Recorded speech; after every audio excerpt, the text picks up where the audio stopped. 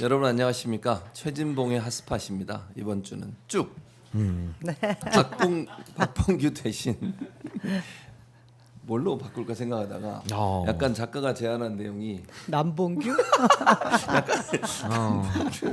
그렇지 않습니까? 남봉규. 발음을 괜찮습니까? 제대로 하면 됩니다. 저는 발음이 좋기 때문에. 끝자리를 잘못 얘기하면 안 됩니다. 예. 남봉규? 꾼이 아니죠. 예. 그러면 안 된다는 말씀을 절대 안 드리면서 됩니다. 오늘 두 분이 벌써 출연을 하셨는데 먼저 민주당 지역위원장 협의회 회장을 맡고 계시는 남영희 위원장 모셨습니다. 안녕하세요. 갑자기 정권 바뀌고 오마이TV 오니까 오마이TV가 바뀌었어요. 왜들 다들 왜 이렇게 갑자기 왜 그러는 거야? 아침부터 북적북적거립니다. 난리도 어. 아닙니다. 그리고 여기 오타가 하나 있는데요. 네네. 제가 전체 지역위원장 협의회 회장이면 네네. 얼마나 좋겠습니까? 아닙니까? 당대표급인데 그러니까? 저는 원외 지역위원장 원외. 협의회. 맞았군요. 뭐 민주당 내 네. 최대 개파이긴 합니다. 네네. 93명이 있는 원외 지역위원장 협의회 회장 인천 동구 미철구일 지역위원장 남영입니다. 네, 반갑습니다. 남영희 위원장님 어서 오시고요. 그리고 늘 함께 하시는 신인기 변호사 오셨습니다. 네, 안녕하세요. 새 시대 새 시작 새신랑 신익입니다. 요즘 근데 아니 새 신랑한테 졌다. 그러니까 신인기 변호사 요즘 예. 복장을 상당히 자유롭게 입고 다녀. 예전에는 예. 양복만 입고 다니 왜 그러는 거예요? 이제 너무 날씨가 덥고 네. 예, 또 기후 위기가 심각하기 때문에 제가 그걸 또 해결하겠다는 의지를 담아서 옷으로 좀 표현하고 있습니다. 그러니까요. 너무 더워요. 자켓은 너무 더워요. 예, 예. 아니, 그래서 얇게 입고 와이셔츠를 다니고 안 있습니다. 입고 이렇게 네. 막 입고 막 입는 게 아니라 그리고 제가 뭐 교수님 앞에 좀 외람되지만은 제가 이제 그 헬스도 끊어가지고 그래요? 체중도 감량하려고 해서 약간 그 옷을 좀 이제 몸을 좀 드러내놓고 입으려고 이제 살을 더 빼기 자신감이 위해서. 조금 생기기 시작하셨구나. 그래서 예전에 제가 살이 많이 불었습니다. 우리 신인규 네. 변호사님 초기에 예. 부대변인 시절에 방송을 저와 몇 꽤 번 전이죠. 많이 예, 했어요. 한 한참 4년 됐어. 전이네, 쪽에. 그때 예. 정말 애기였거든요. 살도 좀 빠졌었는데 그때는 이런 포동포동해졌습니다. 그 체급과 동시에 예, 전체적인 예. 요즘에 방송계의 댓글- 입지도 달라지고 예. 아유, 정치계 얘기로, 입지도 달라지고 얘기로 불러주세요. 이제 청소년입니다. 이제 유치원 졸업했습니다. 예. 네, 어느덧 신랑이 되어 계시더라고요. 아유 세월이 좀 갔습니다. 예. 그래서 옷은 얇게 입고 다닌다. 예, 그 말씀드립니다. 통풍한 거예요. 우리가 살 빼는 게 통풍한 거예요. 통풍이 아니라 이제 통통이죠. 제가 통통해졌기 때문에 근데 평론계에서는 날아다니세요. 저 체급에도 통통해도 날아다니시니까 뭐 뭘 또 살 빼시려고 그랬어요. 하겠습니다. 체급 조정. 예. 신인기 변호사의 변신 네. 어디까지 가는 변신 기대해 주십시오. 기대하도록 한 3달만 주십시오. 알겠습니다. 통풍과 함께 해결되길 바라고요. 예. 통이 해결되길 바라고요. 네, 이제 원래 이제 박병규 할 때 예. 박정호 기자는 이런 얘기를 안 합니다만 전혀 저희는 안 늘 하시죠. 시작하면서 이런 얘기를 합니다. 슈퍼챗을 받고 있습니다. 그렇죠. 아무도 얘기를 안 하잖아요. 얘기를 안 하니까 안 들어오는 거예요. 그러니까요. 신기 변호사 어떻게 생각하세요? 최진봉 교수님의 가장 큰 장점이 네네. 이제 교수님 오시면은 그 복라인들이 있습니다. 그래서 2025년도는 봉해 시대, 2026년도는 종해 시대. 제가 보수의 종말 라인이거든요. 그래서 이번에는 이제 봉해 시대이기 때문에 네. 벌써부터 복라인들이 슈퍼챗으로 오마이TV에 지금 많이들 지금 후원을 해주고 계실 걸로 저는 믿습니다. 믿습니다. 아직 예, 안 믿습니다. 들어오고 믿습니다. 있는데 아직 안 봤는데 한 분도 안 오시는데. 아직 한 분도 안 쏘셨네요. 아직 안 아직. 쏘셨는데. 예. 그러나 구독 또- 좋아요 이런 거는 해야죠. 요청 안 하세요? 해야죠. 네. 좋아요. 꼭 근데 눌러주시고. 슈퍼챗을 좋아하세요. 슈퍼챗을 좋아하시는 우선순위를. 그런데 분명히 말씀드리지만 슈퍼챗이 들어온 건 다 어디로 간다? 다 오마이TV 그렇죠. 계좌로 저희하고는 들어갑니다. 아무런 상관이 없습니다. 저희랑은 전혀 무관합니다. 전혀 오해 무관합니다. 없으시기 바랍니다. 오해 없으시기 바랍니다. 우리가 무슨 뭐 예. 커피 한 잔 얻어먹는 거 없습니다. 그 저희는 사실 그 박봉규라는 프로그램이 오마이TV에서 그래도 효자 프로그램인데 그렇죠. 그렇게 데일리로 편성을 해달라고 안 요구를 하죠. 해도 안 합니다. 전혀 안 절대 안 합니다. 합니다. 절대 안 특별한 하죠. 이유가 있겠죠. 아무 이유 없이 이유는 그러겠어요. 있습니다. 예, 저희한테 안 알려줍니다. 그 이유를. 그래서 여전히 지금 몇 년째 이유를 알 수 없는. 오마이TV가 번창하는 이유가 딱 있습니다. 근데 이해는 안 됩니다. 왜냐면 기준? 저희가 가장 많은 돈을 벌어주고 있는데 성과가 좋은데. 성과가 좋은데 예, 숫자로 좋아요도 보면 그렇고 부작용이 조회수, 있겠죠. 동접자. 그러니까 이해가 안 되는 상황입니다. 이해는 잘 안 됩니다. 예, 그러나 슈퍼챗은 받고 있다는 말씀을 드리면서 이제 본격적으로 얘기를 시작해 보도록 근데 하겠습니다. 좋아요 한 번씩 좀 누르고 시작하시면 맞아요. 좋을 것 같아요. 이게 그러니까요. 깜빡깜빡하시거든요. 그렇죠. 예, 구독도 안 모르고. 누르신 분들 계실 수 있어가지고. 네네. 좋아요 많이 눌러주시고요.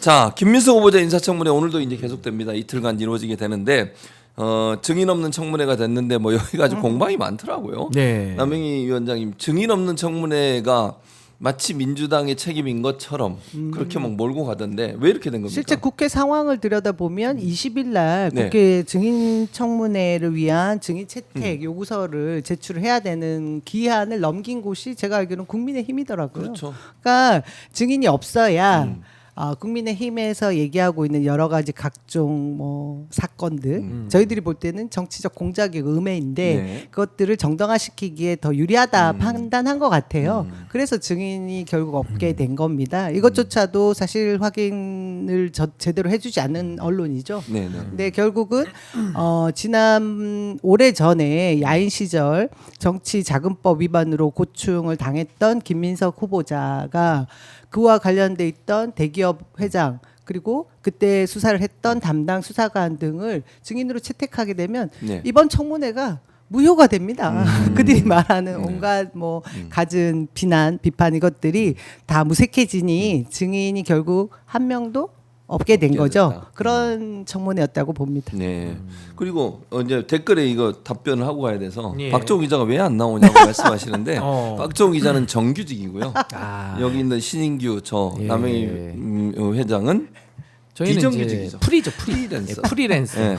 그래서 정규직인 휴가를 갑니다. 아, 정기적으로. 저희는 휴가가 가셨어요? 없죠. 저희는 없어. 휴가 쉬면 그냥 의자 뺍니다. 그렇죠. 저희는 그냥 바로 쉬면. 나가죠. 바로. 휴가 없어요. 쉬지를 못했어요, 아니, 진짜. 신혼여행도 못 갔어요. 아 실제입니다. 이거는 실제. 신혼여행도 현재 제가 너무한 못 거 갔기 아니에요? 때문에 그게 지금 너무한 상황이죠. 그러니까 그런데 박정은 휴가를 간 겁니다, 아, 여러분. 휴가. 뭐 저희가 일부러 여기 그런 게 아니고 본인이 휴가를 쓰고 있으니까. 근데 저는 박종호 기자님 휴가 간 게 별로 안 부럽습니다. 저는 방송하는 게 훨씬 즐겁기 때문에 전 지금 휴가 온 기분이에요. 여기 휴양지 아니고 어떤 휴가 같아? 여기 뭐 빨대 꽂힌 거뭐 하나 옷이 주세요. 우리 옷이 신인규 휴가 같아. 병- 옷이 휴가 온 기분으로 그래, 저는 그래요. 신인규 변호사가 괜찮지만 네. 아내분은 아, 같은 생각일까요? 아 너무 좀 이기적일 수는 있는데 이기적이죠. 그래도 저희 가정이 화목하게 네. 두 달째 순항하고 보세요. 인정해줘야지. 신인규 변호사 이제 복장도 이렇게 휴가지만 신발도 휴가입니다. 그 뭐죠? 아이, 그건 통풍 그거 있잖아요. 때문에, 통풍 때문에 그런 거 입고 신고 다녀요. 쓰레빠? 네, 쓰레빠 비슷한 아 제가 거. 오해를 많이 비슷한 받고 거. 있습니다. 네, 예. 통풍이 있습니다. 휴가 다닙니다. 예, 몸 관리 잘하겠습니다. 방송하러 휴가 네, 맥주도 안 마시는데 통풍이 와가지고 제가 참 억울합니다. 교회 집사인데 통풍이 왔어요. 어떡하냐고요. 그 자, 고통을 함께 이해하겠습니다. 네, 증인 채택 어떻게 보세요? 아니 근데 이제 저는 일단 근본적인 거를 좀 한번 따져보고 싶은데 네.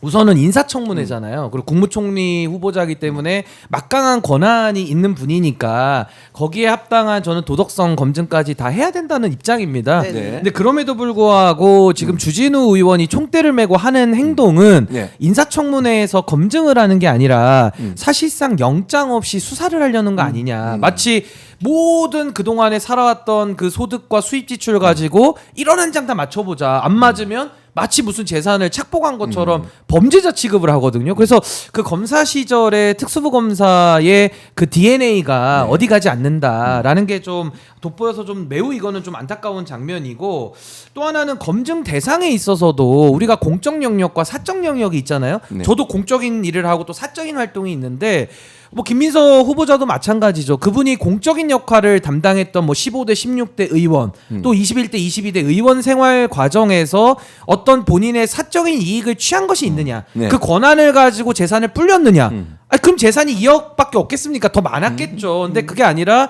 이분이 야인 시절에 네. 뭐 어떤 돈을 빌리고 자녀를 뭐 유학을 보내고 내지는 출판 기념회를 원회에서 하는 이런 부분들에 대해 가지고 주진우 의원이 막 검증하겠다고 하면서 아빠 찬스 들이대니까 역으로 지금 본인이 아빠 찬스에 또 걸려버린 거예요. 그렇죠. 그래서 지금 주진우 의원은 검사 생활하면서 70억 아버지한테 물려받은 거. 아니 뭐 물려받을 수 있다고 봅니다만은 그 물려받은 재산을 가지고 주진우 의원이 검찰권을 가지고 재산을 늘리는데 증식하는데 썼느냐 이걸 검증을 해야 된다. 그래서 저는 좀 검증의 포인트도 잘못 간 것 같고 어제도 그 간염 얘기를 하면서 주진우 의원이 막 찔려가지고 군 안 갔던 걸 저는 어제 알았어요.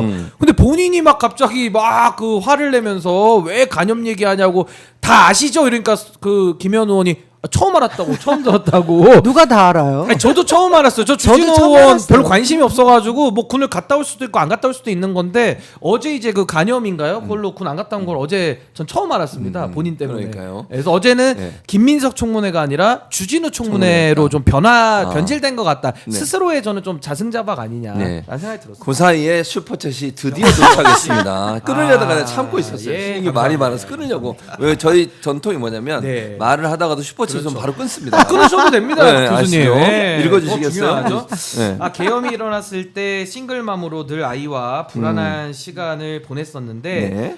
최진봉 교수님, 뽕 네. 교수님과 네. 신 변호사님 덕분에 잘 견뎌낼 수 있었습니다. 응원해요라고 우리 아람님이. 조아람님께서 소중한 아유, 슈퍼챗 감사드립니다. 보내주셨습니다. 감사합니다. 릴레이로 아유, 보내주시고 복라인이신 것 같아요. 그러니까요. 복라인. 예. 감사합니다. 그리고 이제 중간에 저는 못 봤는데 우리 작가가 댓글 하나를 보내줬습니다. 와니님이 뭐라고 그런 줄 아세요? 예. 어제 다른 방송에 박정우 기자 나오시던데. 이 박정우 기자가 알바를 하고 있습니다. 휴가인 줄 알았는데 휴가인데 알바 중이에요. 방송에 나갑니다. 여기는 해도 그냥 월급만 나오잖아요. 근데 다른 그 이제 방송은 번외 수입. 번외 수입. 그 소중합니다. 알바죠, 알바. 저는 충분히 이해합니다. 충분히 이해합니다. 예. 우리 마음이죠. 예, 시청자분들도 참 예리하시다. 예리해요. 굳이 또 그걸 찝어내시. 아니 그리고 박정호 앵커님도 이제 본인 휴가 때 잊으실까봐 네네. 잊혀질까봐 두려우니까 네. 또 번외 수입을 위해서 번외 나가시는 수입을 거죠. 위해서 얼굴을 또 열심히 계속. 알바를 하고 있는 그렇죠. 박정우 기자. 박봉희 씨 딸리고 있습니다. 그래서 알바를 하고 있습니다. 그래서 박봉규예요. 네, 박봉규예요. 박봉희 씨 딸리는 이제 신인규다 그래서. 자, 알겠습니다. 자, 이런 청문회가 그래서 사실은 맹탕이다 이런 얘기도 많고 실제적으로는 김민석 후보자에게 뭐 큰 문제가 없는 게 아니냐 이런 얘기가 나올 정도로 제대로 안 되고 있다는 얘기를 하고 있는데 자, 이게 그 수입 관련해서도 해명을 했잖아요. 5억인가 6억 뭐 부족한 부분에서 처가로부터 지원을 받았고 이 정도면 그 문제가 되고 의문이 있었던 부분은 어느 정도 해명된 거 아닙니까?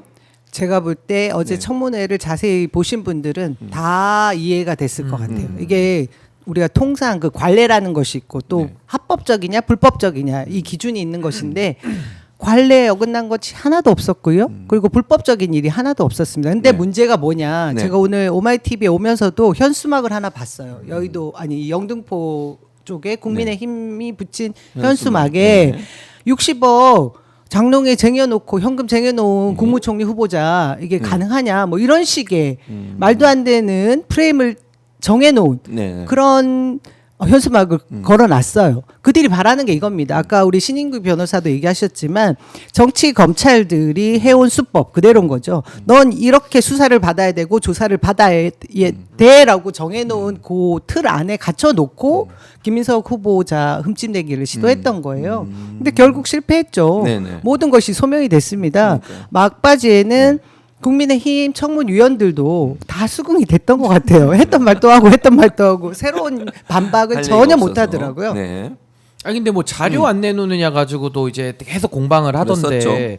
그 자료에 대해서도 사실은 뭐 그렇습니다. 저는 뭐 법적 태들이 아니 뭐 저는 공개할 수 있는 부분은 다 공개하는 게 저는 맞다고 생각을 해요. 근데 이제 김민석 후보자의 주장은 네. 이제 그 전에 있던 관례. 그러니까 예를 들면 뭐 한덕수 총리 후보자도 청문회를 했고요. 그때 이제 그럼요. 민주당이 또 동의를 해줘서 윤석열 그렇죠. 정권의 초대 총리 또 일할 수 있지 않았겠습니까? 맞아요. 그러니까 그런 것들에 준해 가지고 네. 또 냈고 아니 뭐 더 낼 수 있는 거는 또 김민석 후보자의 선택의 영역인 거죠. 그걸 뭐 강요할 수 있는 건 아닌 건데 네. 거기에 대해서 국민의힘도 좀 염치가 있다면은 본인들이 그런 식으로 자료 공방을 할 수는 없었을 텐데 어제도 보니까 뭐 계속 자료 내놔라 이러는데 그 대상 자체도 네. 공적인 거보다는 네. 너무나도 사적인 영역에 좀 치우친 이런 부분들은 좀 눈꼴 사나웠다라는 생각이 듭니다. 네, 이미 이제 네. 친권자가 아닌 그러니까 아들이 있잖아요. 네네. 전 부인과의 네네. 아들의 뭐 학교 성적표라든지 그런 거. 그리고 그 아들에 대한 뭐 학비를 송금한 내역이라든지 이런 부분들이 다 말씀하신 대로 지금 이 청문회 과정에 있어서 김민석 후보자를 검증하는 것과의 네. 별개 사안이 될 수 있는 것들이에요. 그런 여러 가지 사안들 모든 것을 제출하라고 뭐 진짜 쥐잡듯이 해놓고 네. 안 한다고 저렇게 목소리를 키우는 거거든요. 그러니까요. 사실 할 수 있는 범위, 해야 되는 범위, 정당한 부분은 다 소명했다고 봅니다. 알겠습니다. 다 속보가 하나 나와서 얘기하고 넘어갑시다. 윤석열 측에서 특검이 체포영장을 발부를 했잖아요. 근데 이거 위법이다. 법원에 의견서를 냈어요. 의견서. 신인규 변호사 어떻게 생각하세요?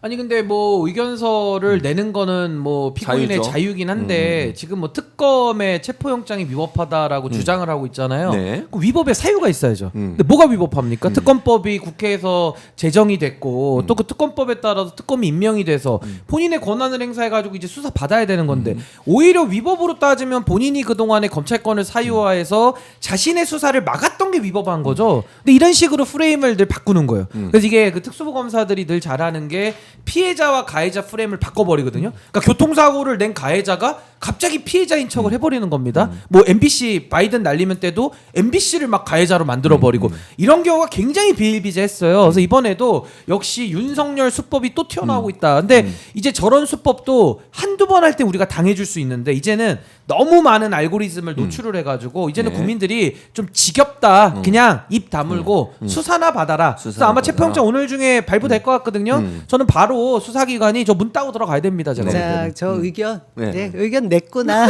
그냥 냈구나. 의견 내라. 네. 뭐 내든지 본인 말든지. 생각은 그럴 수 있지 있을 뭐. 수 있죠. 네. 예, 근데 이게 한두 번이 아니라서 그냥 웃습니다 저희. 웃습니다. 그리고 세상 변했어요. 그러니까. 여전히 본인이 뭐 저기 검찰총장인 줄 아나? 대통령인 줄 아나? 왕인 줄 아나? 네.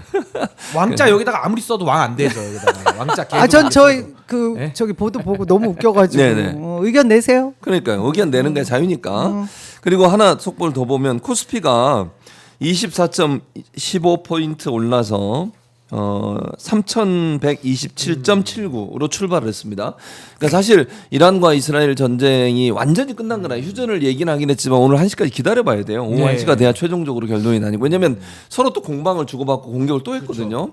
그래서 이게 어떻게 될지 모르는 상황이고 불안한 상황임에도 불구하고 코스피가 계속 이렇게 상승세를 이어가고 있다. 남영희 위원장 어떻게 보세요? 아 이게 제가 그 우리가 흔히들 경제는 쉽니다 그렇죠. 그런 얘기를 하잖아요. 네. 이재명 정부가 들어서면서 네. 기대하고 있는 많은 개미들이 네. 실용 정부 그리고 이 자본 시장에 잘못되어 있는 주가 조작이라든지 말도 안 되는 부분들을 한 번 더 누군가가 잘못하게 되면 아작을 내겠다 뭐 이런 말까지 강하게 어필을 한 게 있어요. 네. 그런데다가 민주당에서 주주의 최대 이익을 보장하게 할 수 있는 상법 개정안을 통과시키려고 그렇습니다. 하고 있습니다. 네. 이것들이 다 반영된 그런 지수라고 지수다. 봐집니다. 네. 예. 신기 변호사는 주식 투자 하시나요? 아니 이제 저는 뭐 주식을 제가 이렇게 뭐 많이 하지는 않고 그냥 하긴 관심만 하는데. 갖고 있는 정도인데 네. 일단 코스피 지수 올라가면 기분이 좋죠. 그거 뭐 국민의 한 사람으로서 기분 안 좋을 사람 누가 있습니까? 그래서 저도 요즘 코스피 지수 자주 찾아보게 되는데 네. 이유는 여러 가지가 있는 것 같아요. 그러니까 윤석열이 그동안에 너무나도 한국 경제를 아예 말아먹어놨다라고 해서 상당히 좀 저평가되어 있던 부분도 있는 것 같고요. 무엇보다 이재명 대통령이 취임하시자마자 이제 시장이 먼저 그 기대감으로 반응을 하는 거죠. 그렇죠. 그러니까 아무래도 뭐 실용을 말했고 경제에 대해서 가장 이해가 뛰어난 대통령이시기 때문에 아마 그런 기대감이 반영된 것 같고요. 또 네. 아까 우리 남 위원장님 말씀하신 대로 그런 상법 개정안이 통과될 것에 대한 또 기대감도 있는 것이고 또 하나는 이재명 대통령께서 후보 시절에 이제 약속했던 그 우리 대한민국의 미래 산업 전략이 있습니다. A, B, C, D, E, F 네. 전략이라고 해서 A가 AI. 우리가 뭐 장관 인선을 통해서도 봤습니다만은 뭐 청와 대통령실에도 AI 미래 수석이 정말 실무를 아는 하정우 센터장이 맞습니다. 들어가고 어제도 과기부 장관에 또 LG의 연구소장 했던 우리 배경훈 장관 후보자가 들어가지 않습니까? 그러니까 이런 것들이 진심이다라는 그 AI 네. 그리고 B가 바이오 바이오. 산업 그럼 C가 이제 컨텐츠 문화에 관한 거 그리고 D가 이제 디펜스 방산 산업 그리고 E가 에너지거든요. 에너지는 이제 AI와 같이 가는 거고 F가 이제 스마트 팩토리 그러니까 네. 미래 제조형 공장에 대한 이제 부분까지도 이제 다 비전들을 제시해 놨기 때문에 아 대한민국이 가야 될 미래가 A, B, C, D, F에 다 담겨 있고 거길로 가겠다. 국가가 투자하겠다라는 이런 비전을 이미 공개를 했기 때문에 앞으로 주식이 코스피 5천 시대에 이거 가능할 수 있다. 이런 기대감에서 저는 더 많은 국민들의 그런 수요라든지 아니면은 외화 자본들이 들어오는 이런 저는 선순환 구조로 지금 가고 있는 거 아닌가. 전 기대감이 더 높아지고 있습니다. 그리고 이 시장에서 먼저 반응하는 것 같아요. 네, 다른 것보다 이재명 대통령은 본인이 뱉었던 그런 공약들을 다 실행하고 이행했다라는 이전의 그 기억들을 경험들을 네. 지금 시장이 반응해 주는 거다. 저는 그렇게 봅니다. 네. 결국 이재명 대통령의 어떤 행정력, 실행력 그럼요. 이런 부분들을 인정하고 시장에서도 그걸 안정적으로 보고 있다. 외부의 환경이 안 좋아도 국내 주식 증시는 오를 수밖에 없는 이재명 대통령이 갖고 있는 어떤 실행력 이런 부부분들이 많이 인정되고 있는 부분이라는. 그리고 뭐 그것도 하나 있죠. 그러니까 주가 조작 범죄도 사실 굉장히 엄벌하겠다고. 주식시장에서 진짜 소액 투자자들은 정말 화가 나는 일이거든요. 누군가는 반칙을 해서 뭐 누군가가 아니죠. 김건희 같은 이제 이런 자들이 예. 뭐 예를 들면 도이치모터스 이거 뭐 덮였고 네. 또 삼부 문제 탐부토건 문제도 있고. 그러니까 이런 식의 원 스트라이크 아웃제도 이재명 대통령은 할 것 같은 거예요. 네. 이게 말이 아니라 행동으로 옮길 것 같기 때문에 아마 이런 부분도 주식시장을 좀 더 깨끗하게 만드는데 상당히 좀 일조될 것이다라는 생각이 듭니다. 그렇습니다. 자, 그 당대표 얘기는 조금 나중에 하기로 하고 민감한 사안이니까 또 신기 변호사 별로 할 얘기가 없으실 것 같아요. 장관 인선 왜 제가 할 얘기가 아니 없습니까? 왜냐면 또 저 무당이시잖아요. 짐 보고 이제 아니, 보수 당원은 아니지만 무당이 얘기할 무서워요. 얘기가 없으니까. 무속인지 무당인지 모르는 네. 저런 부분이 진짜 무서워. 크로스보터들 표심 많이 갖고 있어요. 알겠습니다. 할 얘기 장관 인선 관련해서 네. 가장 이제 뜨거운 감자가 신기 변호사 송미령 장관 송미령 장관. 유임이 됐습니다. 예. 어떻게 보십니까? 우선은 송미령 장관은 이제 윤석열 정권의 내각 출신이고 이제 예. 농림축산식품부 장관인데 이분이 그 계엄의 밤에 또 현장에 갔는데 사실 계엄을 못 말렸죠. 그래서 뭐 본인의 부족함일 수도 있고 또 여러 가지 그 국무위원의 그 무능함에 대해서 질타를 많이 받았던 분인데 네. 또 거기다가 이제 그 양곡관리법 관련해서도 그 동안의 소신은 이제 농망법이라고 해가지고 네. 굉장히 좀 부정적인 의견을 제시를 했습니다. 저는 그 소신에는 존중합니다. 왜냐하면 양곡관리법이라는 게 아주 첨예한 좀 논쟁이 필요한 사안이거든요. 근데 그 소신을 유지한다면 지금 이재명 정부에서는 국회에서 양곡관리법 통과시키고 대통령께서도 거부권 행사할 일이 없으시거든요. 그렇다면 소신과는 배치되는 면이 있어서 유임 제안을 받았더라도 본인이 고사하는 게 더 맞지 않았을까라는 저는 좀 그런 개인적인 생각은 듭니다만은 뭐 대통령께서 정무적인 판단을 해서 결국에는 인선을 유임을 시켰고 또 본인도 이재명 정부의 철학에 더 부합하는 이제 국정 운영을 하겠다 이렇게 이야기를 했기 때문에 전 분명히 비판받을 지점은 있다고 저는 봅니다만은 또 초기 내각 인선의 차원에서는 뭐 대통령의 그런 정무적 판단을 더 믿어봐야 되는 거 아닌가 저 그런 생각은 듭니다. 근데 중요한 것은 국무위원은요 그 소신이 있어야 된다고 저는 봐요. 대통령과 생각이 다르더라도 자신의 부처에서 어떤 정책을 만들고 자기 소신이 있으면 그걸 얘기를 해야지. 예를 들면 경제 분야, 산업 분야와 환경 분야는 이해상충이 많거든요. 근데 환경부 장관 되신 분이 막 자기 얘기하다가 대통령 눈치 보고 또 소신을 바꾸고 이런 식으로 가서는 좀 국정 운영은 쉽지는 않을 수 있다. 그 부분은 전 지적은 해두고 싶습니다. 어떻게 보세요? 지금 논란이 많더라고요. 네네. 근데 저도 굉장히 단편적으로는 아니 이 내란 세력과 함께했던 그런 장관을 유임시켰어야 됐나라는 생각이 제일 먼저 머리를 스쳤습니다. 그리고 이후에 여러 가지 뭐 비판이라든지 찬성 이런 여론들을 들어보니까 결국 이재명 대통령이 지금 정부를 어떻게 이끌어갈 건지에 대한 이 철학, 네. 그 기조가 굉장히 중요한 것 같아요. 그 속내를 저희들이 좀 이해를 해줘야 될 부분이 있다. 출범 초기니까요.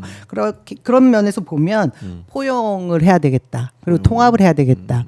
그리고 실용적인 이분이 연구자 출신인데 농업을 네. 산업 쪽으로 맞아요. 접근을 해서 이론적으로 굉장히 무장이 잘 되어 있는 그런 장관으로 파악을 하셨다고 봅니다. 네. 그리고 이전에 내란 계엄과 관련해서 반성을 한 모습을 인정해 준 것이 있고 더 중요한 것은 제가 볼 때 네.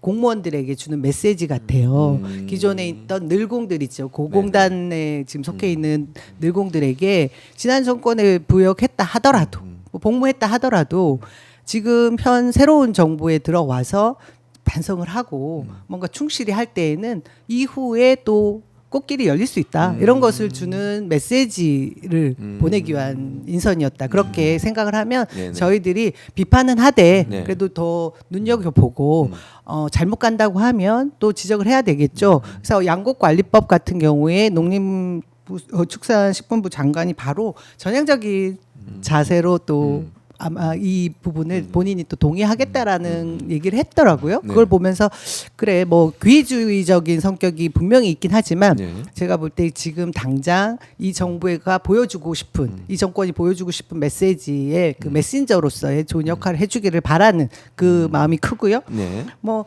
저희 이제 비판만 할 수는 없진 않습니까? 네네. 근데 길게 아주 장기간 하진 않을 수도 있지 않을까 그런 생각을 해요. 저희 지금 뭐 정치권에서도 그렇고 인재풀이 민주 진영에도 이 농림축산 쪽에 인재들이 꽤 있다고 생각을 하거든요. 그런 분들이 준비해서 또 오필하다 보면 다음에 발탁되지 않을까 그런 생각이 듭니다. 그러니까 저도 뭐 비슷한 맥락에서 우리가 이제 신뢰하되 검증하라라는 그렇죠. 말처럼 대통령의 인사권은 고유 권한이니까 네. 전 일단 믿고 지켜봐 주는 것이 좋다 이런 생각이 우선 들고요.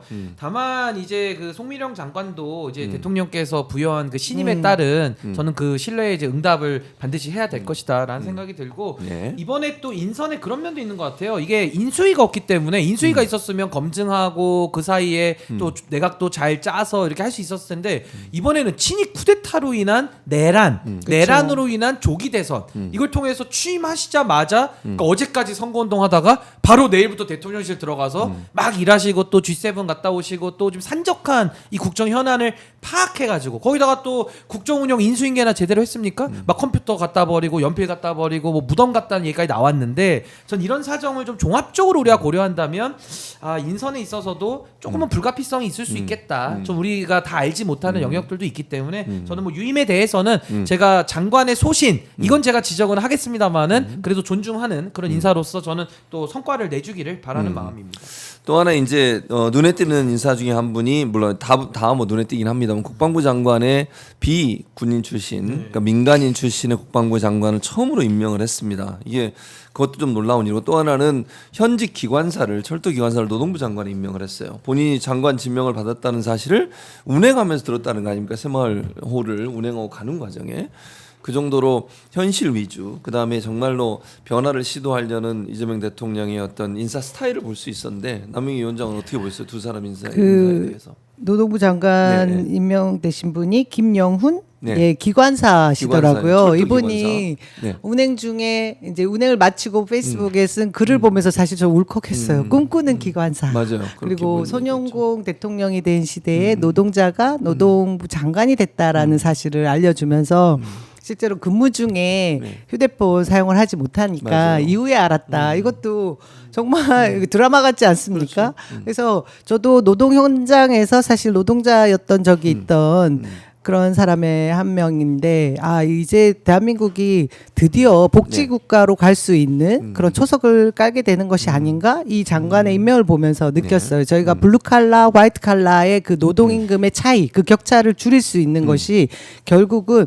노동을 한 그 대가만큼을 똑같이 지불하게 되는 그러니까 그것을 얻을 때 불평등이 해소되는 거 아니겠어요?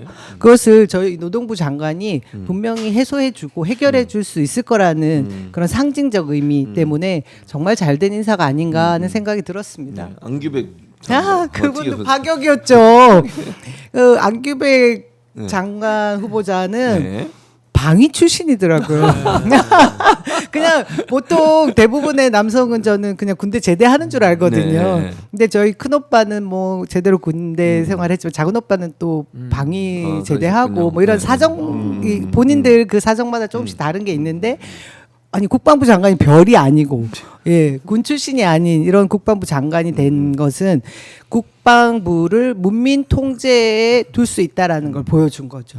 지난번에 이재명 대통령께서 대통령 되시자마자 네. 철책 부근에 부대 방문하신 거 보셨어요. 그때 보통은 대통령이 되시면 군 통수권자라고 해서 네. 군복을 입으시고 예. 막 총을 들거나 망원경을 보는 그런 장면들을 우리 국민들이 다 봤을 거거든요. 근데 이재명 대통령 그냥 양복 입고 가셨어요. 전 이것이 군을 통제하는 문민 통제를 보여주는 장면이었다고 생각하는데 이 부분하고 이번 국방부 장관의 임명이 일맥상통하다 그렇게 생각합니다.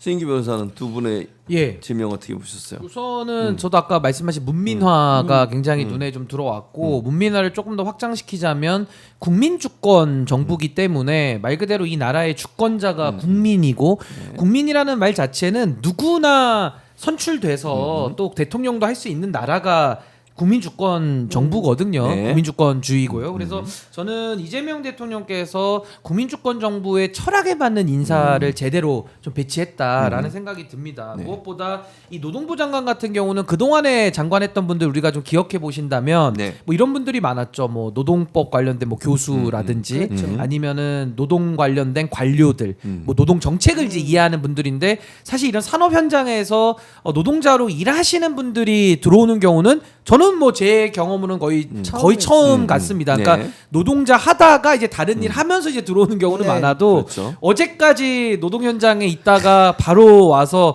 노동부 장관을 하는 경우는 거의 이거는 뭐 처음 케이스 같은데 전 이게 정말 뭐랄까요? 우리가 뭐 정체성 정치를 꼭 하자 이건 아니지만은 네. 그 현장의 목소리를 있는 그대로 알고 또 현장에 있는 아픔과 현실을 공감할 수 있는 분이 의사결정권자로 와야 우리의 삶이 바뀌는 거거든요. 그래서 노동부 장관 인선이 참 노동부에 다운 네. 저는 그런 장관 인선으로 보는 거고 뭐 군도 마찬가지입니다. 항상 뭐 예비역 장성들 뭐 사성 장군 또 뭐 어디 뭐 고위 군 출신들이 와서 항상 이제 거쳐가는 코스로 국방부 장관 했거든요. 이건 검찰도 마찬가지죠. 검찰 출신이 늘 법무부 장관으로 뭐 검찰 옷을 네. 벗고 오는 이런 구조였는데 그러다 보니까 문민화가 잘 안 될 뿐만 아니라 이 군이라고 하는 특히나 육사의 카르텔. 전 이번에 친위 쿠데타도 3사 연합이라고 봅니다. 육사, 검사, 그쵸. 여사 이렇게 저는 3사가 여사. 3사가 일으킨 거로 저는 보는 건데 저는 검찰이나 이제 군도 좀 달라질 때가 됐다. 그렇다면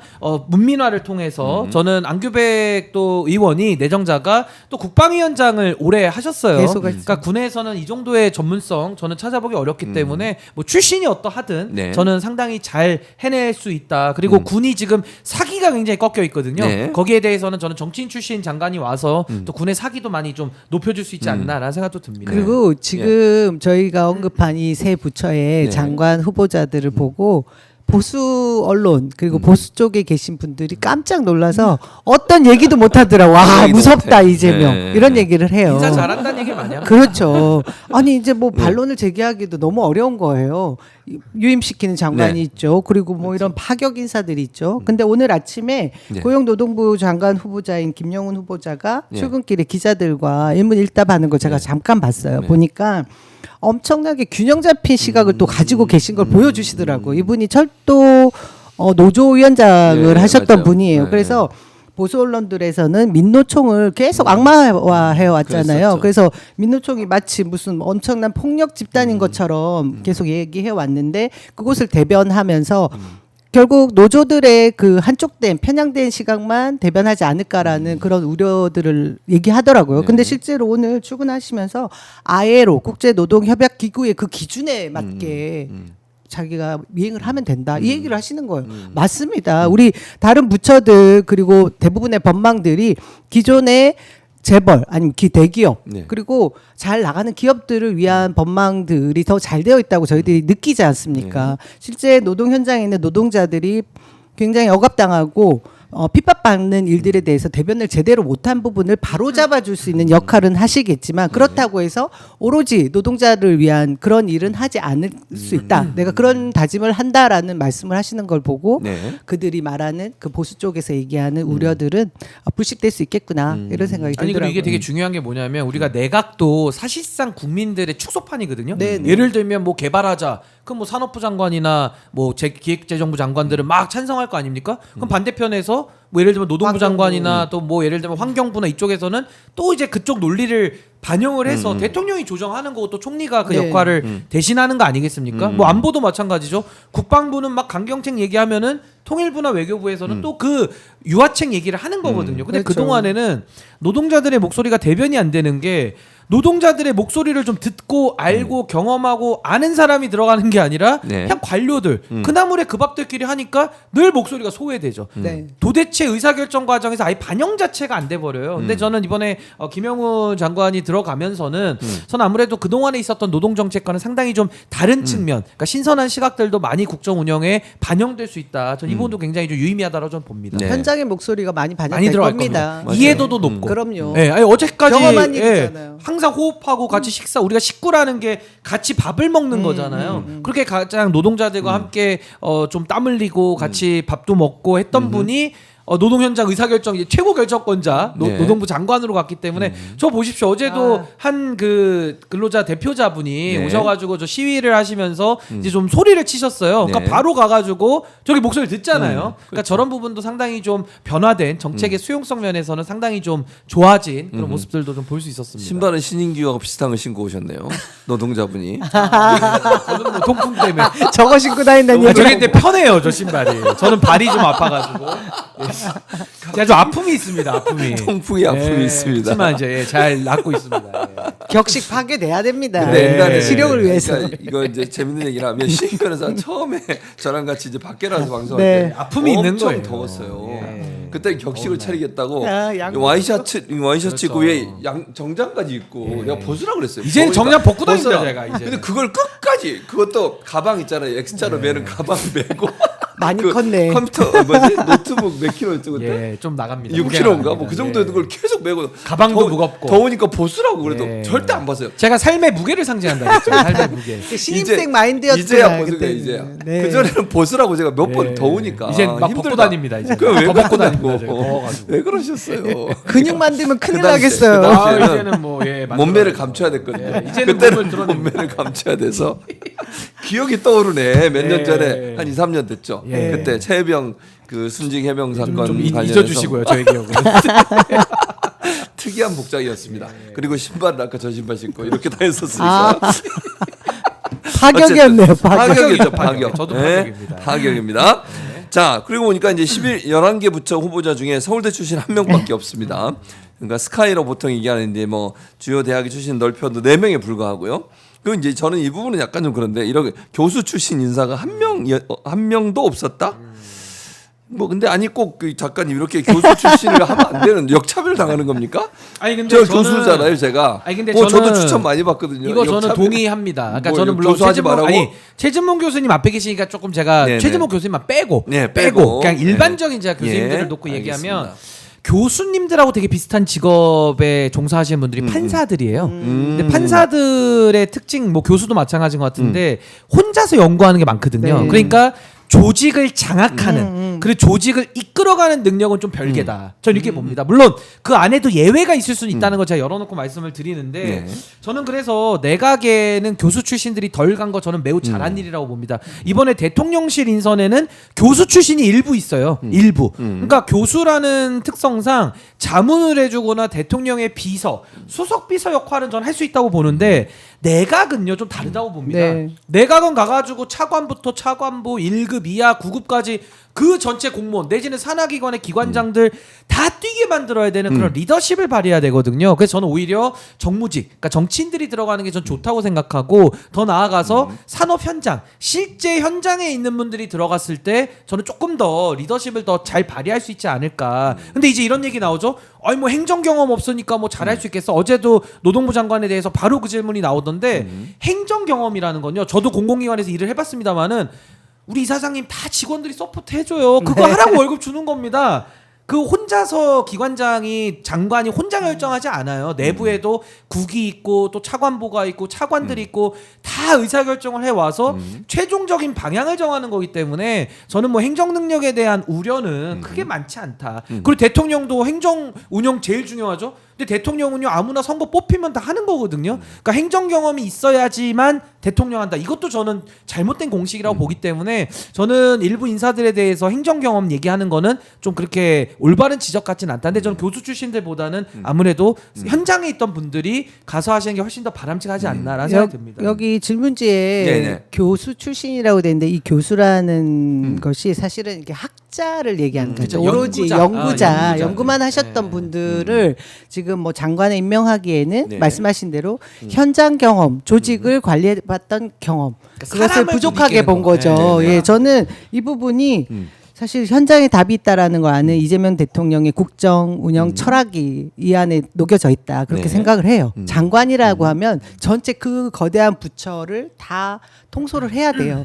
거기에는 정말 리더십이 있어야 되는데 그 리더십은 자신의 경험도 녹아져 있어야 되고 책임감이 있어야 되거든요. 그래서 조직 생활을 해본 경험이 있는 게 굉장히 중요합니다. 저도 짧은 청와대 생활 동안 제 직급과 달리 더 많은 일을 할 수 있었던 게 저는 옷 벗고 나가면 그냥 또다시 정치 활동을 할 수 있는 사람이기 때문에 그 저보다 훌륭한 관료들 늘공들한테 제가 책임질 테니까 이거 해주세요. 같이 합시다라고 하면 그분들이 또 뭔가 아이디어를 내서 해주세요. 그걸 보면서 정말 책임질 수 있는 자리에 책임질 만한 사람이 들어가서 이것을 장악하는 일이 정말 중요하다.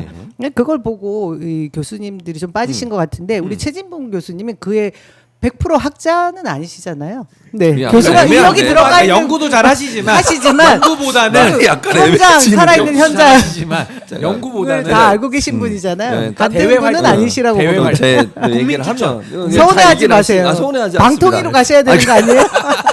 일단 이제 뭐 제가 연구를 많이 하는 사람 중에 한 명이라는 네, 거 그렇죠, 분명히 그렇죠. 말씀을 네, 드리고 맞습니다. 연구만 하신 건 아니고 아니, 그러니까 그게 그렇죠. 다른 네. 거예요. 그거 다르죠. 또 조직 네. 얘기하면 제가 조직. 군대 생활을 7년 했어요. 그렇죠. 아니 지금도 장교로. 장학력 뭐 장교로 제가 7년 하면서 아니, 온갖 특수하신 일을 경우죠, 했습니다. 특수하신 제가 경우. 그때 이제 뭐 또 얘기를 하면 정훈 장교가 이제 정훈 기- 장교. 홍보하는 거잖아요. 네. 기사 쓰고 훈시문 쓰고 그 연설문 쓰고 이런 거 제가 다 하고 기한하고 이런 거 다 제가 우정의 무대 이런 거 국민 하고. 추천 지금 마감됐습니다. 마감이 그때 이제 돼가지고. 제가 이제 또 방송 활동하면 정치 이런 얘기하고 이런 거 많이 했어요. 아니 그러니까 전 이런 거 예를 들자면 정치를 아무나 한다고 해서 다 잘하는 건 아니잖아요. 그 정치인 중에 가장 중요한 게 대중 소통 능력. 그러니까 네. 소위 말해서 이렇게 공감 능력, 부딪히는 소통 능력. 거예요. 그러니까 사람들마다도 우리 뭐 사람 지문이 다 다르듯이 네. 얼마나 사람들 개성이 다 다릅니까? 맞아요. 그 사람들을 다 만나가지고 아 요렇게 다른 사람은 요렇게 맞추고 요렇게 다른 사람 요렇게 맞추고 요게 이제 정치인의 요구되는 능력인데 사실 내각에 들어가서도 부처를 장악하려면 다 직원들 한 분 한 분에게 맞춰서 끌어오르는 그런 리더십을 발휘해서 하나로 뭉쳐내는 그 능력은 리더십인데 이게 사실은 자기 혼자만의 연구 또 거기에 특출나신 분들은 연구를 하셔야 되는 거예요. 그 그것도 분야에서 다른 분들이 또 못하는 그렇죠. 영역이니까 국정에 도움을 주실 수 그렇죠. 있죠. 각자 분야가 다른 거라 저는 그렇게 봅니다. 알겠습니다. 그렇게 교수 정리하고 얘기하셔가지고 최재모 교수님만 빼고 작가로부터 이게 정훈장교 7년 하신 분만 빼고 저는 연구도 대구 잘하시지만 내병대세가 7년을 군대가 7년을 내가 진짜 힘들었어요 그때. 7년. 방통 훈시- 현장 가자. 그때 진짜 연설문 쓰러 일주일에 와, 5개 써 연설문을 역시. 힘들어 죽는 줄 알았습니다. 훌륭하세요. 어쨌든 네. 그렇습니다. 자, 그다음에 국회의원들이 많이 이번에 이제 발탁이 됐어요. 안기백 의원도 그렇고 강선우 의원도 그렇고. 근데 많다고 하는데 많은 건 많은 건 맞나요? 아니에요? 어떻게 50% 보세요? 이번에 지금 50%? 11개 부처 중에 50%인데 조금 많은 정도죠. 조금 많은 느낌이 정도. 드나 봐요. 네, 근데 저는 뭐 그렇게 많다고 느껴지진 않고 근데 윤석열 각 정부랑 비교해서는 비교해서는 많은 많죠. 건 맞죠. 거기 관료들이 이전 많이 정부는 저희가 뭐 도대체 물려받을 게 하나도 없지 않습니까? 네네. 뭐 그래서 이번 정부의 지금 인선 강선우 의원 강선우 얘기하셨는데 의원, 네. 여성가족부가 이제 확대 개편돼서 네. 성평등 가족부로 변신할 거잖아요. 네, 그것을 준비해야 되고 그런 준비 과정에 저는 국민들에게 많은 지지를 받고 있는 그런 정치인이 이 역할을 해야 되는 네, 거다. 어떻게 보면 사실 짐을 지었다고 봐야 돼요. 굉장히 큰 짐을 지었고 그 짐을 강선우 의원에게 지어준 거다. 그래서 혹자는 우리 이재명 대통령이 그렇게 이뻐하지 않은 거 아니야? 힘든 일을 시켜서 뭐 일부러? 이런 얘기도 하는데 정말 적합한 인사를 저는 후보자로 올렸다 임명을 하셨다고 생각을 하는데 이분이 발달 장애아를 둔 맞아요. 엄마이기도 엄마예요. 하고요. 가족학 박사학위를 가지고 있고 상임위도 복지 뭐 이런 쪽으로 계속 맞아요. 활동을 하셨어요. 그래서 저는 누구보다 여성가족부를 성평등 가족부로 변신시킬 때 아주 그냥 헌신을 다할 그런 인물이라고 봅니다. 그래서 굉장히 저도 축하한다라는 메시지를 보냈고요. 그 메시지 보내면서 그 얘기를 했어요. 지금 최근에 문제가 되는 게 이대남. 그 친구들이 민주 진영에 대한 비토 정신을 가지고 있는 그런 정서들을 조금 우리가 어루만질 필요가 있지 않을까 그런 생각이 들어서 이대남들이 가지고 있는 역차별이 또 뭔지도 한번 봐주자. 맞아요. 그 부분의 정책적인 제안들 제도화할 수 있는 부분도 좀 고민해주면 좋겠다. 맞아요. 이 부처에서 그 그러니까요. 얘기도 했거든요. 맞아요. 그런 역할에 누구보다 잘할 그런 적임자가 아닌가 생각이 들어요. 근데 저는 이제 강선우 장관이 아까 무거운 짐을 지셨다고 했는데 이 갈등 조정이 네. 굉장히 필요한 영역입니다. 왜냐하면 이 소위 말하는 젠더 갈등이라는 게 이 레디컬들이 붙어가지고 사실상 저는 뭐 페미니즘이라는 저는 그 사상에 대해서는 당연히 존중하고 서로 대화가 가능한 영역이라 보는데 항상 이 레디컬이 문제거든요. 그러니까 극단화될 때, 그러니까 레디컬 페미니스트에 대해서는 아마 같은 여성들도 이거 좀 잘못됐다라는 분들이 많으실 거예요. 근데 문제는 레디컬 페미니스트들이 공격적으로 나오면 또 반작용이 생겨요. 그럼 남성들 중에서도 이준석 같은 부류의 정치인들이 레디컬 페미니스트들과 싸우면서 갈등만을 더 부추겨가지고 자신들의 정치적 이익 내지는 뭐 갈라치기로 이제 가는 거거든요. 그러면 해결되는 건 아무것도 없고 오히려 젊은이들은 훨씬 더 서로를 반목해야 되는, 마치 과거에도 정치인들이 지역을 나눠가지고 뭐 영남 정치, 호남 정치 하면서 서로를 악마화했던 이게 재편되는 거거든요. 그래서 저는 그렇게 가면 절대 안 된다. 그렇다면 저는 이제 강선우 장관이 이제 많이 취임을 하신다고 한다면은 이 굉장히 예민한 부분이기 때문에 맞습니다. 어느 한쪽 면만 볼 수가 없다. 이게 굉장히 조정이 섬세하게 들어가야 되는 영역이라서 저는 좀 세밀하게 좀 잘 가서 살펴보셔야 될 부분이 상당히 많은 영역이다. 저는 이렇게 봅니다. 네. 그래서 어쨌든 이제 여가부가 이름을 바꾸는 것도 대단히 중요하다고 네. 생각해요. 왜냐하면 이게 여성을 위한 부처인 것처럼 오해가 되잖아요. 사실은 뭐 한부모 가족 중에 아버지와 사는 분도 많잖아요. 네. 거기도 여기서 지원하거든요. 요즘 그리고 많죠. 청년들도 지원도 여성가족부에서 하고요. 근데 이름이 여성가족부다 보니까 여성만 지원하는 것처럼 오해가 생겨요. 그러니까 말씀하신 것처럼 이름 바꾸는 것도 그렇고 이미지를 많이 바꿔야 되고 또 남성들이 이 상대적 박탈감을 느끼는 부분이 뭔지를 잘 파악해서 제도적으로 어떻게 보완할지 하는 부분도 한번 고민해 봐야 될 것 저는 그 같습니다. 말씀 한번 드리고 싶은 게 예를 들면요. 이게 뭐 비슷한 영역이라 제가 설명을 드리자면 지금 이 젠더 문제도 생각의 차이가 그거거든요. 예를 들면 저희 세대, 그러니까 40대 밑에 세대는 저도 뭐 누나랑 같이 자랐습니다만은 집안에서 이렇게 뭐 차별을 받으면서 자라진 그건 않은 아니지. 세대예요. 근데 또 우리 어머니 세대를 보면 진짜 고생 많이 하셨거든요. 그럼요. 그리고 어머니 세대들은 그것도 이제 우리가 사회 현상으로 보자면 유리천장이라는 게 존재해요. 존재하죠. 애들 키우고 하다 보면은 또 경력 단절되죠. 또 사회생활에서 상당히 뒤처질 수밖에 없는 부분도 분명히 있거든요. 그럼 이런 것들을 어떻게 보완해 줄 수 있느냐를 이제 고민을 종합적으로 해야 되는데 예를 들면 이재명 대통령께서 하신 말씀 중에 제가 가장 공감하는 게 규제 합리화라는 게 있어요. 그러니까 그동안에도 보수 진보가 왜 싸웠냐? 한쪽은 규제 완화만을 외치고 한쪽은 규제 강화만을 외치는데 아니 규제라는 게 강화할 때는 강화하고 규제를 철폐할 곳은 철폐하는 게 규제 합리화거든요. 근데 이재명 대통령께서 규제 합리화라는 단어를 쓰시더라고요. 그래서 저는 이분이 행정을 오래 하셔서 제가 가지고 있는 이런 문제의식을 상당히 많이 그 정책에 반영해 주셨구나라는 걸 제가 느꼈는데 이거는 외교안보 정책도 마찬가지입니다. 보수가 집권하면은 무조건 채찍, 진보가 집권하면은 무조건 당근. 이게 아니라 채찍 때릴 땐 채찍을 가지지만 또 당근할 땐 당근을 해야 되는 거거든요. 그래서 전 이런 규제 합리화와 같은 이 성평등 정책에 있어서도 합리화 정책을 써야 된다. 그러려면 굉장히 어렵죠. 어느 영역에서 어디에 그 미세하게 아주 핀셋으로 정책 조정이 들어가야 되는 영역들이 많기 때문에 저는 아마 강선우 장관께서 상당히 정치력을 좀 많이 발휘해야 될 부분이 많을 것이다. 저는 봅니다. 고민을 많이 하셔야 될 거예요. 예, 유리천정 얘기하시긴 하셨는데 저도 느끼고 있는 여성 중에 한 명입니다. 맞아요. 사회 활동을 하면서 아직도 우리 사회에는 있어요, 그게. 여성의 그 네. 유리천정이 존재해요. 네. 그리고 경력 단절 여성 뭐 이런 얘기를 쓰거든요.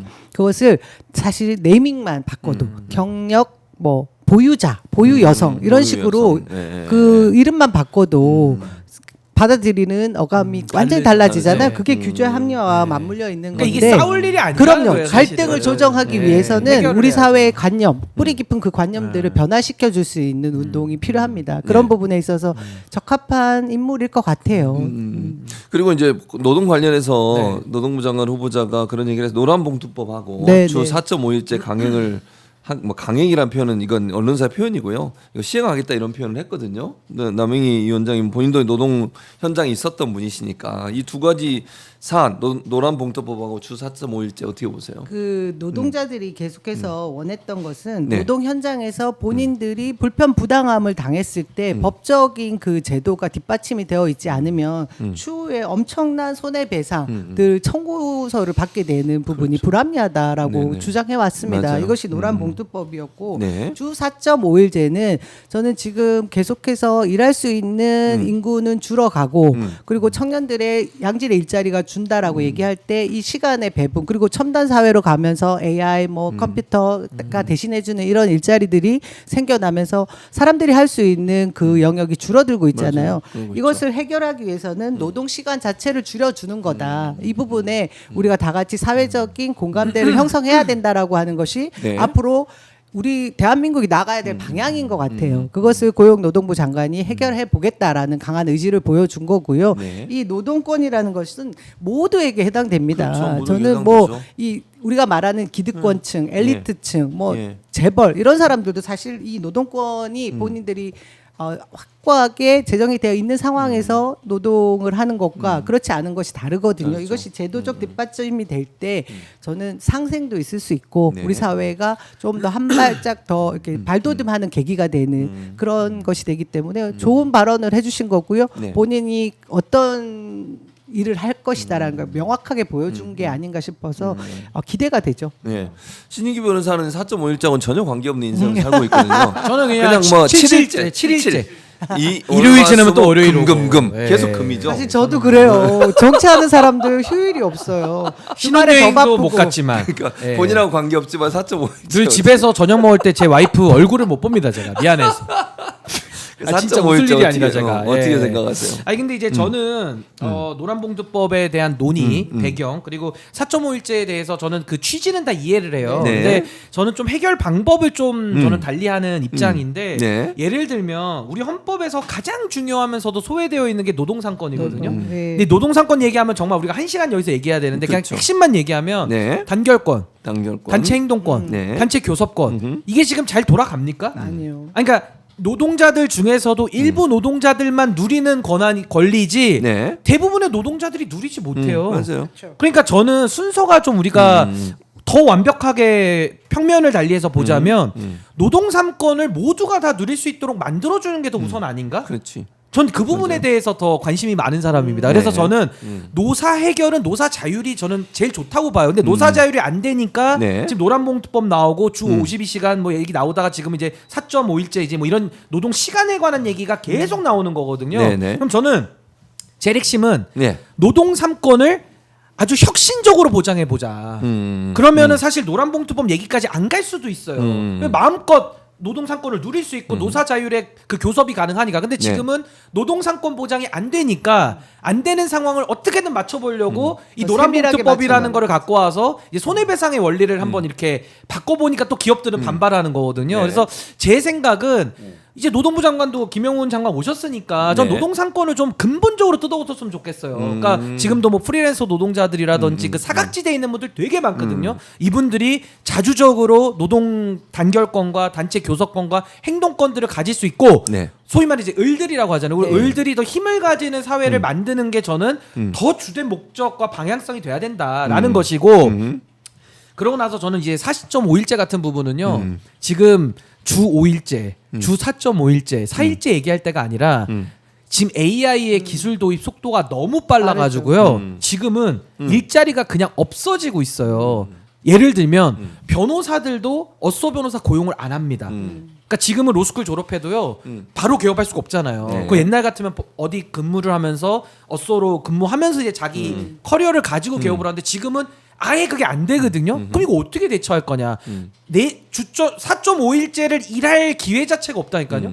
그리고 예를 들면 과거에는 아르바이트라도 할 수 있는 이런 기회들도 많았는데 지금은 다 무인화가 돼가지고 아르바이트 자리조차 없어요. 그러니까 4.5일제라는 논의도 사실 일자리 자체를 못 구하는 사람들 입장에서는 조금 요거는 좀 다른 차원의 나보다는 좀 나은 사람들의 좀 죄송한 얘기지만 좀 한가한 논의 아니야라고 받아들일 수가 있거든요. 그러니까 제 생각에는 이 노동 시간에 관해서 뭐 52시간 하든 6시간 하든 뭐 하든 이거는 그냥 합의로 전 정하면 될 문제고 더 우리가 고민해야 될 문제는 AI 시대가 아예 우리 피부 곁으로 지금 아예 들어와 버렸는데 여기서 일자리를 그럼 어떻게 우리가 만들어 갈 것이냐. 그래서 저는 제가 보수지만요. 저 기본소득 얘기를 전 해야 네. 된다고 봐요. 그러니까 기본소득 얘기를 하면서 우리가 뭐 연금 문제, 뭐 사회 갈등 요인이 되게 많잖아요. 네. 저는 어르신들에 대한 복지와 연금도 중요하지만 젊은 세대들이 일자리를 못 구하거나 아니면 일자리에서 지금 이제 해고당하시는 분들도 많거든요. 이분들의 그럼 생계는 어떻게 할 것이냐. 그래서 저는 좀 낮은 단계지만 기본소득에 대한 논의를 저는 빨리 시작을 해야 된다. 그렇게 해서 이 일자리가 4.5일제, 5일제로 싸우는 정도에 머무르는 게 아니라 근본적인 문제를 좀 더 해결하면서 이런 노란봉투법이나 4.5일제 부분도 같이 논의했으면 좋겠다. 근데 제가 볼 때는 좀 답답한 부분이 본질적인 얘기는 빠져 있고 그냥 요 좀 부분에 해당하는 문제들로만 우리가 좀 정치 논의가 좀 반복되는 것 같아서 좀 우리 안타깝습니다. 신 변호사님 문제의식을 저도 충분히 공감을 하고 있고요. 지금 그 변화하는 단계에서 이 장치가 필요했던 게 아닌가 네, 싶어요. 네. 원래 노무현 대통령이 늘 하셨던 말씀이 우리 사회의 상식과 원칙이 통하는 사회가 되기를 원한다고 얘기했지 않습니까? 지금까지 상식과 원칙이라고 얘기한 것이 헌법이 정해놓은 우리 법률이 정해놓은 것들을 지키지 않았기 때문에 일어난 많은 그러니까 신뢰하지 않는 사회, 뭐 불공정 예, 같은 불공정 거. 그것 때문에 일어났던 일들인 것 같아요. 노동 3법도 사실 정해진 이 법 테두리 안 내에 지키네. 모두가 지키면 이 노동 맞아요. 노란봉투법 뭐 며칠 이렇게까지 세밀하게 더 촘촘하게 들어가는 법을 제정할 필요가 없습니다.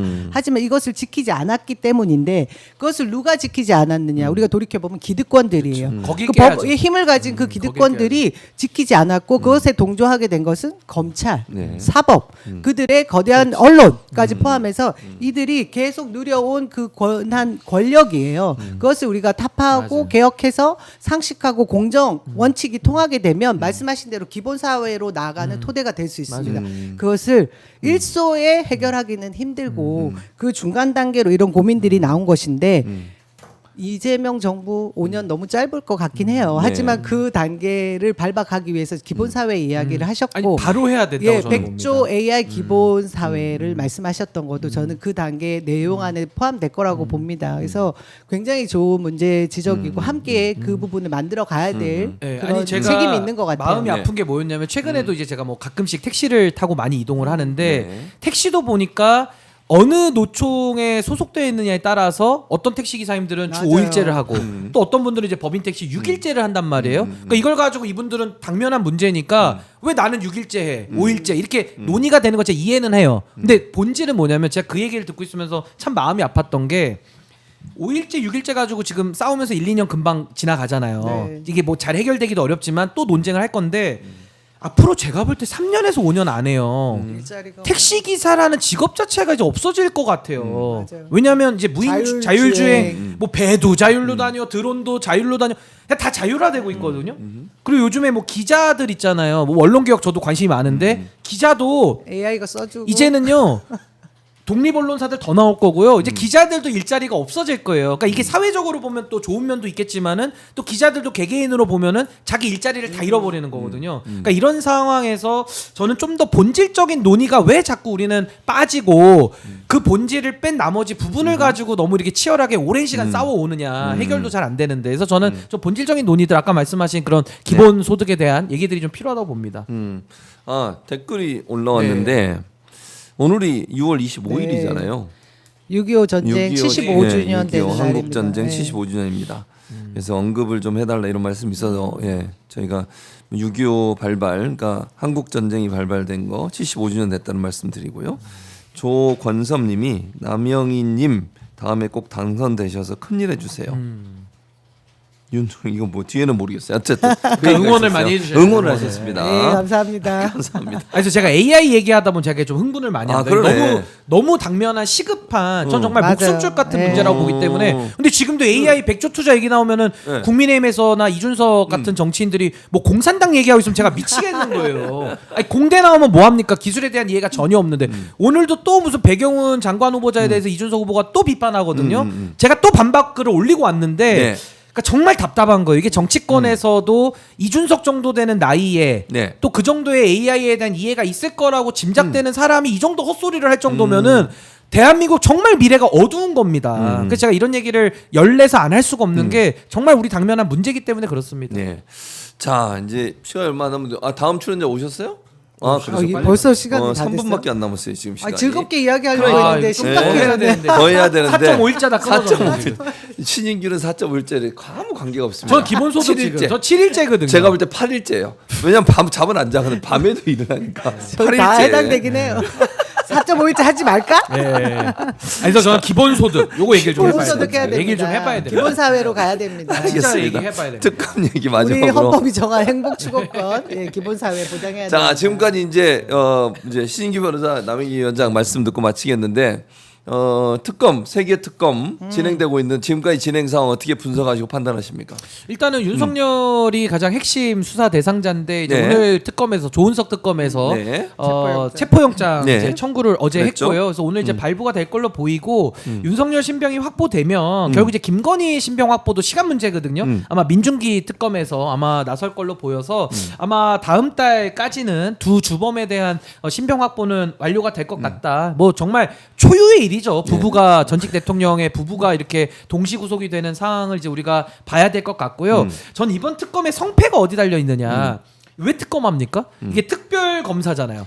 특별한 검사들이잖아요. 왜 특별한 검사가 검찰이 필요했습니까? 수사를 제대로 못했으니까 그렇죠. 검찰이 수사를 못하거나 안 하거나 안 하거나 덮었기 때문에 그렇죠. 특검이 온 거기 때문에 전 이번 특검이 덮은 사람들에 대해서까지 가느냐가 핵심이라고 봐요. 그러니까 맞습니다. 결국에는 심우정, 그다음에 수원고검장의 뭐 권순정이, 네. 아니면 뭐 지금 그 대검 차장의 뭐 이진동, 뭐 네. 이런 사람들 있잖아요. 네네네. 그리고 이창수, 조상원 도망간 네. 사람들. 네. 여기에 대한 저는 특검의 수사 칼날이 가느냐가 핵심이라고 보고 또 하나는 네. 국민의힘 인사들이 연루가 많이 돼 있어요. 맞습니다. 그럼 국민의힘이라고 하는 정치 권력인데 저기까지도 여론 신경 안 쓰고 특검이 법과 원칙대로 수사를 하느냐? 전 이 두 가지를 보고 평가를 합니다. 두 가지를 해내면 네. 박수 받는 특검이 될 것이고 네. 만약에 또 가다가 간 건지 만 건지 하면서 또 흐지부지 되면 아마 이거 실패한 국민적 거죠. 저항에 저는 받을 거라고 보거든요. 저는 네. 검찰 조직, 수사기관 내지는 국민의힘 여기까지 가야 된다. 전 그렇게 봅니다. 알겠습니다. 남영희 위원장님. 예. 특검. 내란 수계 예. 예. 재구속해야 되고요. 예. 그의 부인 김건희 구속해야 되고요. 네. 그리고 말씀하신 대로 내란 세력들 척결해야 됩니다. 척결해야 된다. 누가 더 잘하나 지금 새 특검이 경쟁하고 경쟁적으로 하고 있는데 누가 잘하는지 저희가 지켜보고 그리고 있겠습니다. 자꾸 그 인권 얘기 안 하셨으면 좋겠는 게 인권 얘기. 아니 그동안에 수사를 안 하니까 몰아서 일시불로 내는 거예요. 할부로 냈으면 편했죠. 무슨 인권? 인권 같은 소리 하고요. 그래서 그리고 인권 자꾸 얘기. 보복이란 얘기를 하는데 제가 보복? 보복을 말을 만들었어요. 네. 보복 이러길래 네. 보석같이 복된 일이다. 이거 많이 해야 됩니다. 아멘. 보석같이 복된 일이에요. 복된 일, 블레스. 주여. 이게 보석같이 뭐예요 여기서? 지금 주얼리 같은 일이다. 보석 같은. 남영희 위원장도 크리스천이시죠? 네, 저는 저기 세례를 받았습니다. 아, 천주교 네. 알겠습니다. 가브리엘라. 알겠습니다. 예. 은혜 충만한 아침이었습니다. 갑자기 기독교 방송. 그 전에 불교 방송 찬송하고 진행하던 부르고 신이 가야 돼. 보석 신인규가 같은 그 전에 복된 아 보석 같은 복된 일, 보복. 그 보석 전에 같은 복된 일. 불교 방송 진행했었거든요. 출연했었어요. 크리스찬 집사가 종교의 정체성. 예. 뭐 종교의 자유가 다 있는 알겠습니다. 거니까. 네. 자, 두 분과 얘기 나눠봤습니다. 지금 밑에 화면은 김민석 후보자 2일째 청문회 10시에 시작하니까 곧 시작할 것 같고 김민석 후보자가 나와서 지금 앉아있는 모습이고요. 청문위원들로 자리를 잡고 아직 위원장이 참석 안 한 걸로 제가 볼 땐 보이는데 아, 정시 출발해야 되는데. 그러니까 정시 출발을 늘 안 해요. 윤석열도 안 했잖아요. 정시에. 그래서 어쨌든 저희는 오늘 이제 두 분과 이 얘기는 여기서 마치고 너무 재밌고 잘했는데 시간이 다 돼가지고 안타깝게 오늘 시간 여기서 마치고